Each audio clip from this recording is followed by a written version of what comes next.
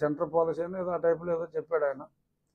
ఆ central policy అయితే దేశంలో చాలా చోట్ల ఇది ఫాలో అవుతారు. మరి రాష్ట్రం అయితే మరి రైతులకి మాట ఇచ్చింది కాబట్టి డెఫినెట్గా ఆ మీటర్లో వేరే రాష్ట్రానికి అమ్మేసేయచ్చు. లేదు ఒకవేళ ఆ మీటర్లో డిఫెక్ట్ ఉంటే మరి వాళ్ళకే తిరిగి ఇచ్చేయచ్చు. ఎందుకంటే అంత ఖరీదైన మీటరే అనవసరం అనుకున్నప్పుడు అంత ఖరీదైన మీటరు మరీ అనవసరమేమో. బహుశా ఆ ఉద్దేశం మీదే ముఖ్యమంత్రి గారు ఆ మీటర్లు బిగిస్తామని చెప్పుండకపోవచ్చు. డెఫినెట్గా మరి చంద్రబాబు నాయుడు గారు ఏమన్నా చెప్పారంటే చెప్పిన మాటకే మరి ఆయన కట్టుబడి ఉండే విశిష్టత ఉన్న నాయకుడు. మరి క్లియర్గా ఆ మీటర్లు పెట్టరు అని అన్నారంటే డెఫినెట్గా నేనైతే ఆ మీటర్లో పెట్టి రైతుల మనసుని బాధ పెడతారని అయితే నేను ఆ ప్రసక్తి రాదని నేను అనుకుంటున్నాను. ఇక గంజాయి ఆంధ్రప్రదేశ్ అని మనం పేరు పెట్టాం. దేశంలో ఎక్కడికి వెళ్ళినా సరే ఆంధ్ర నుంచే వెళ్ళేది గతంలో. మరి మా ప్రభుత్వం వచ్చిన తర్వాత బయట రాష్ట్రాల్లో ఆంధ్ర నుంచి వచ్చింది అన్న కేసులు అయితే నేను పేపర్లో చూడలేదు. కానీ చాలా చోట్ల ఇందుకు మన ఉండి నియోజకవర్గంలోనే ఎన్నో చోట్ల కొన్ని పబ్లిక్ పార్కుల్లో అక్కడ గంజాయి తాగుతున్నారని కంప్లైంట్లు వస్తాయి. తాగి పబ్లిక్ న్యూసెన్స్ చేస్తున్నారని వస్తే నేను మన 4 మండలాల్లో ఉన్న 4 ఎస్ఐలకి సర్కిల్ ఇన్స్పెక్టర్ కూడా చెప్పడం జరిగింది. మీరు నైట్ టైం ఈ ఆగతాయిలు ఎవరైనా ఉన్నా పార్కులు పబ్లిక్ ప్లేసుల్లో ఎవరైనా ఉన్నా మీరు ఇమీడియట్గా పట్టుకోవాలని చెప్పడం జరిగింది. మరి వీళ్ళు తిరుగుతున్నందువల్ల దొరకలేదా మరి తెలియదు. కానీ పట్టుకున్న దాఖలాలు అయితే లేవు. కానీ చాలా కళాశాలల దగ్గరే కాదు, ఇప్పుడు అక్కడ ట్రిపుల్ ఐటీలో దొరికిందంటే గ్యారంటీగా మరి లేకపోతే అంత కూడా ఎందుకు చేస్తారు కాదు. అది ట్రిపుల్ ఐటీ పులివెందులే కాదు, ఆ ట్రిపుల్ ఐటీయే కాదు, చాలా కాలేజీల్లో కూడా ఈవెన్ మరీ ఎలిమెంటరీ స్కూల్ కాదు కానీ హై స్కూల్స్ దగ్గర కూడా మరి విరివిగా గంజాయి దొరుకుతుందన్నారు.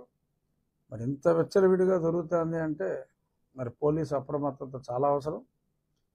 కాలేజీ విద్యాశాఖ ఇప్పుడు సమర్థుడైన లోకేష్ గారి దగ్గర ఉంది కాబట్టి మనకు ఒక సమర్థురాలైన హోంశాఖ మంత్రి కూడా ఉన్నారు కాబట్టి డెఫినెట్గా నేను కూడా రేపు అసెంబ్లీ సమావేశాల్లో లోకేష్ గారు కనపడతారు, అనిత గారు కనపడతారు. వాళ్ళకి దీన్ని ఒక లెటర్ కూడా నా వంతు లెటర్ కూడా నేను రాస్తా. ఈ గంజాయి అనేదాన్ని ఎట్టి పరిస్థితుల్లోనూ అరికట్టాలి. చాలా చోట్ల టూత్ బ్రష్లు టూత్ పేస్ట్లు దొరికినట్టు గంజాయి దొరుకుతుంది అనేది గతంలో మేము మాట్లాడాం. ఓవర్ నైటు అదేమి తగ్గేది కాదు అన్లెస్ ఉక్కు పాదం మోపితే తప్ప. డెఫినెట్గా ఎక్కువగా పాడైపోయేది విద్యార్థులు కాబట్టి విద్యాశాఖ మంత్రి గారు హోంశాఖ మంత్రిని ఇద్దరూ కూడా డెఫినెట్గా చర్యలు తీసుకుంటారు. ఆ చర్యలు తీసుకునే విధంగా ఎమ్మెల్యే అయినా కూడా నా వంతు కృషిగా నేను కూడా ఇద్దరికీ కూడా ఒక లేఖ ద్వారా తెలియజేస్తాను. డెఫినెట్గా ఒక ఓవర్ నైట్ అందరూ దొరికారు. రాబోయే 3 నెలల్లో గంజాయి ఆంధ్రప్రదేశ్ గంజాయే లేని ఆంధ్రప్రదేశ్గా మారుతుంది అంటంలో ఎటువంటి సందేహం లేదు. ఇక మూడోది సత్యకుమార్ గారి విషయం. సత్యకుమార్ గారు మంచి వ్యక్తి, ఆయన కాబట్టి అక్కడ నెగ్గగలిగారు అనేది నా అభిప్రాయం. మరి గుడ్ మార్నింగ్ ధర్మవరం. యాక్చువల్గా ఆ గుడ్ మార్నింగ్ వల్లనే మరి ఆయన ఓడిపోయాడేమో అని కూడా నా భావన. ఎందుకంటే చాలామంది చెప్పేది ఆ ఉదయం తిరిగేటప్పుడు ఆయనకి ఏదన్నా మంచిది కనపడితే మరి ఆ తర్వాత ఏదో కబ్జాకు అయిందన్నట్టుగా సత్యకుమార్ గారు ఆయన ఇచ్చిన వివరణలో ఉంది. మరి అయినా కేటీఆర్ గారు మరి అక్కడ దారుణ పరాభవం తర్వాత ఇంట్రాస్పెక్షన్ ఆయన ఎలా ఓడిపోయాడో ఆయన చూసుకోవాలి. మరి జగన్మోహన్ రెడ్డి గారు ఎందుకు ఓడిపోయారో మరి కేటీఆర్ గారికి అర్థం కాకపోయినా ఓడించిన మా అందరికీ కూడా ఆయన ఎందుకు ఓడిపోయారో స్పష్టంగా తెలుసు.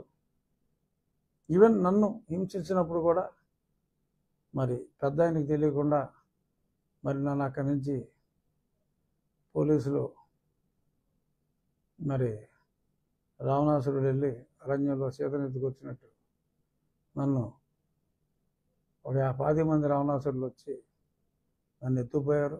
మరి దానికి మరి ఈయన సహకారం కూడా అప్పుడు చాలా ఎక్కువగా ఉందని చెప్పి అది బహిరంగ రహస్యమే.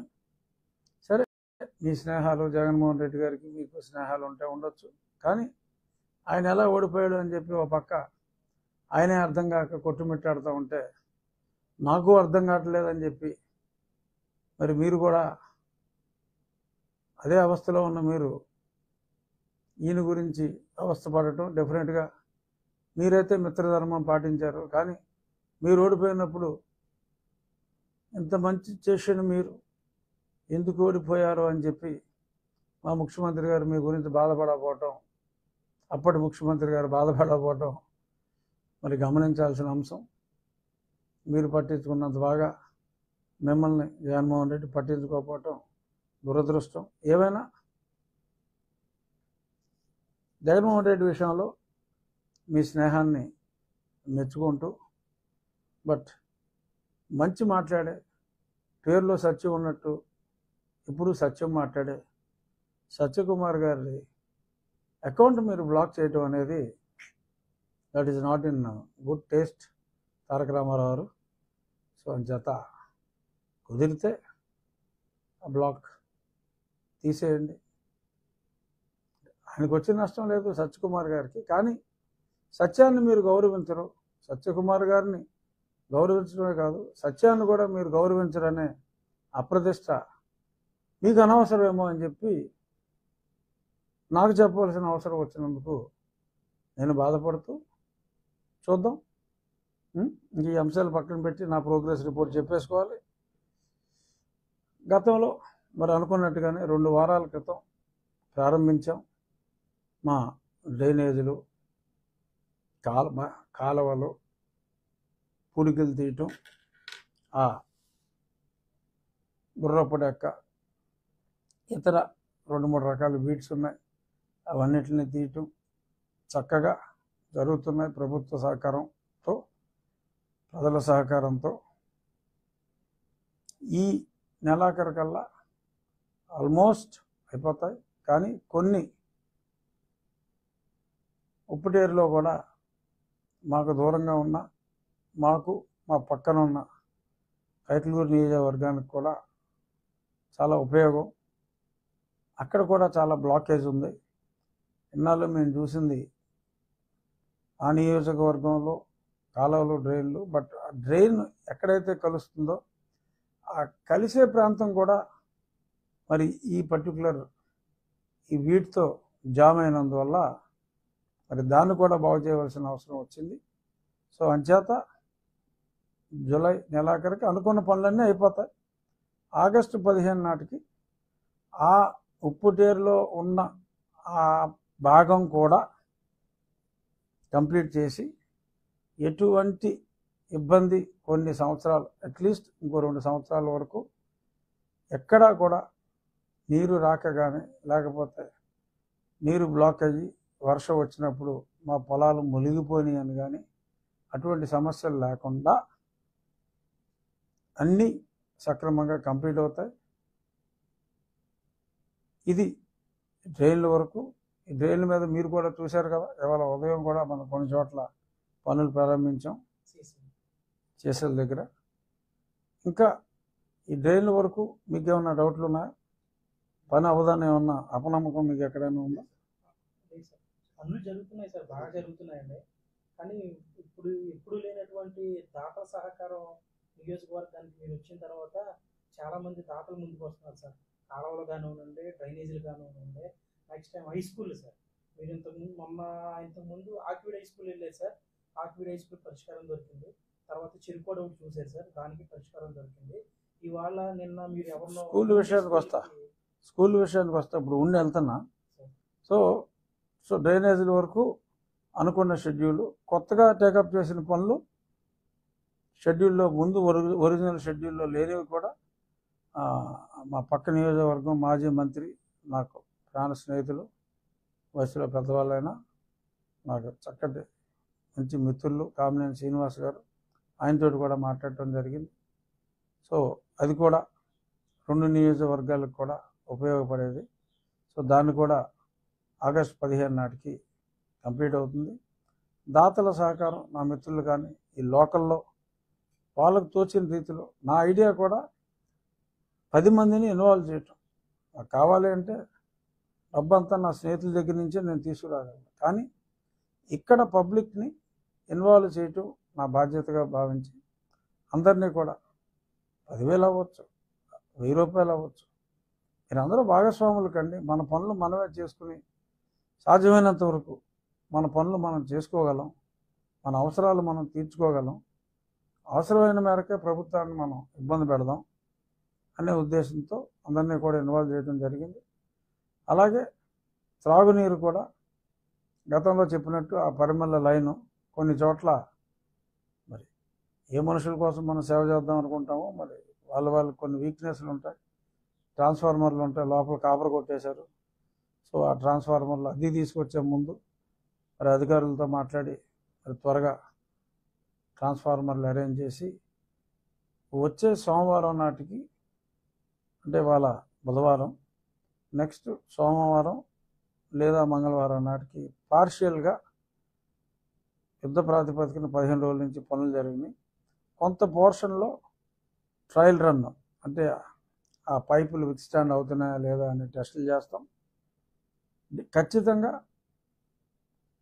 కొత్త ట్రాన్స్ఫార్మర్ వేయవలసి వచ్చినా కూడా అన్నీ కూడా అధిగమించి ఆగస్టు 15 నాటికి అనుకున్నట్టుగా ఫస్ట్ ఫేజ్ పరిమళ నుంచి ఆకివీడు వరకు పైప్ లైన్ని అనుకోని అవాంతరాలు ఏదన్నా వస్తే తప్ప ఖచ్చితంగా అక్కడికి 1 వీక్ క్వశ్చన్ పెట్టుకున్నాం.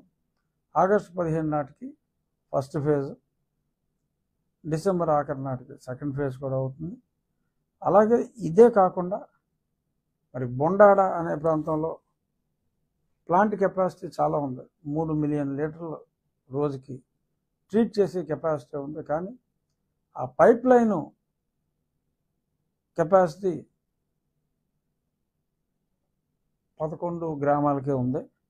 బట్ ఎక్స్ట్రా పైప్ లైన్ వేసుకుంటే ఇంకా మనం ఎక్కువ గ్రామాలకి ట్రీటెడ్ డ్రింకింగ్ వాటర్ని డైరెక్ట్గా ఇండివిజువల్ ప్లాంట్లు లేకుండా సెంట్రలైజ్డ్ ప్లాంట్ నుంచే మనం ఇవ్వగలం. సో దానికి అక్కడ ఒక చెరువు అవసరమైంది. ఇవాళ కలెక్టర్ గారికి నేను చెప్పా, ఒక చెరువు విలేజ్ చెరువు ఉంది, ఆ చెరువుని ప్రజల అవసరాల కోసం మనం తీసుకుంటే ఇంకొక తక్కువ ఖర్చుతో ఒక 5-6 గ్రామాలకి ఇంకాస్త ఖర్చు పెట్టగలిగితే ఇంకో 10 గ్రామాలకు కూడా ఆ పర్టికులర్ ప్లాంట్ నుంచి, ప్లాంట్ కట్టక్కర్లా, లక్కీగా ఓన్లీ పైప్ లైన్ వేయాలి, బ్యూటిఫుల్ ప్లాంట్ ఉంది, అవన్నీ కూడా చేసుకునే అవకాశం ఉంటుందని చెప్పి అధికారులతోటి వాళ్ళ కలెక్టర్ గారితో కూడా మాట్లాడటం జరిగింది. సో వారు కూడా చాలా పాజిటివ్గా రియాక్ట్ అయ్యి కావాల్సిన రెజల్యూషన్స్ అన్నీ కూడా పాస్ చేయమన్నారు. సో మంచినీటి సమస్య ఆల్మోస్ట్ కొన్ని విలేజ్ రిలేటెడ్ సమస్యలు ఉన్నాయి, అవన్నీ కూడా 50% పైగా ఆగస్టు 15కి, బ్యాలెన్స్ డిసెంబర్ ఆఖరి నాటికి డెఫినెట్గా అయిపోతాయనే ఉద్దేశంలో ఉన్నాం. ఇకపోతే నువ్వు చెప్పినట్టు స్కూల్స్, ఇవాళ మధ్యాహ్నం ఉండి స్కూల్కి వెళ్తున్నాను. ఎప్పుడో 80 కాదు 90, అదే 1892, కానీ 1930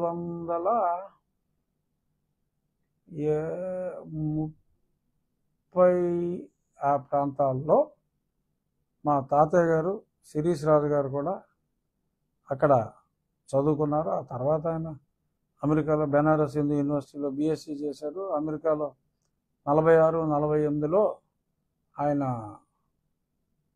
ఫార్మస్యూటికల్ సైన్సెస్లో మాస్టర్స్ చేశారు. బట్ పునాది పడింది ఉండిలో, ఆ స్కూల్లో.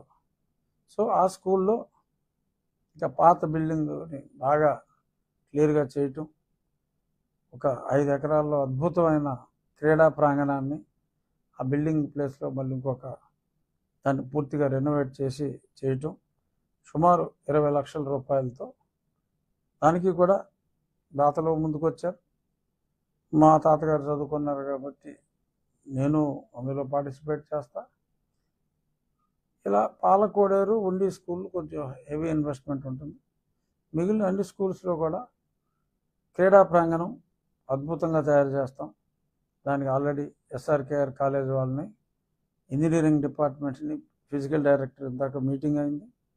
వాళ్ళని అన్ని స్కూల్స్లోనూ వాళ్ళ ఇంజనీరింగ్ డిపార్ట్మెంట్ డ్రాయింగ్స్ రెడీ చేసి ఎక్కడ ఏ కోర్ట్ వస్తే బాగుంటుంది అనే దాని మీద హ్యాండ్బాల్ ఉంది, వాలీబాల్ ఉంది, కబడ్డీ ఉంది, షటిల్ కోర్ట్ కంపల్సరీగా ప్రతి దగ్గర ప్రయత్నం చేస్తున్నాం. ఈ అమ్మాయిని చూసిన తర్వాత మన